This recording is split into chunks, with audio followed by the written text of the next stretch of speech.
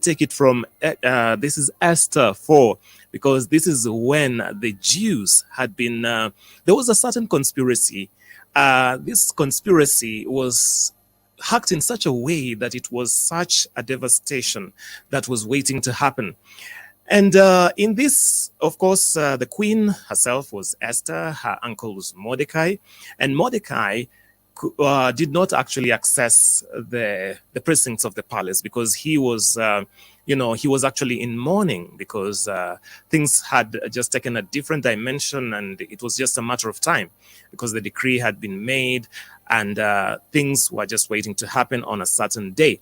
However, when it was told Esther what was happening with Mordecai, she sent some servant to go and find out what was going on indeed. And when he went, it was reported to her what was going on. And Mordecai actually made this particular request to her to go to the king and make a supplication, a petition, so that this order or this plan, vile plan, could not proceed. So we see, of course, that is a point at which in the scriptures in Esther 4 that the uncle actually says this.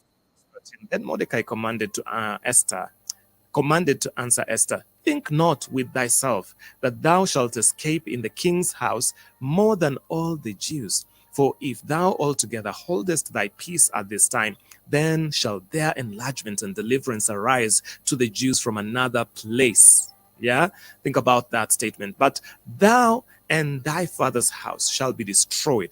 And who knoweth whether thou art come to the kingdom for such a time as this? So here, what he was basically telling her is that even though you are with the king, when the Jews are going to be killed, you will be one of them. So if you do not right now, and if you do not actually go before the king, then this salvation will come from another place. That struck me because God is able to actually use anyone. In the moment of need, if you and I are going to stay silent, if we are not going to pull up our socks and pray, if we are not going to actually engage God regarding matters that are surrounding our nation, that is an opportune moment that we should arise. We should rise to that occasion. And we should actually say that we are going to do it. We are going to pray. We are going to fast. We are going to weep. We're going to wail before the living God until he restores our fortunes, until he comes through for us, because this was the condition.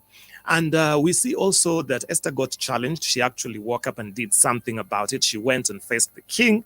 After that, facing the king, it was indeed favorable. There was favor on her. So the king did not order for her to be killed. But, she went and actually called, she sent word back to Mordecai and said, pray for me, and I will go and face the king. If I perish there, then I will perish. That is the attitude for any child of God. That whenever a word would have come forth, if there is a word at all that the King of Kings has brought forward, either through his servants or whatever, that we would not neglect our point of action, that we will actually arise and say, I will do my part.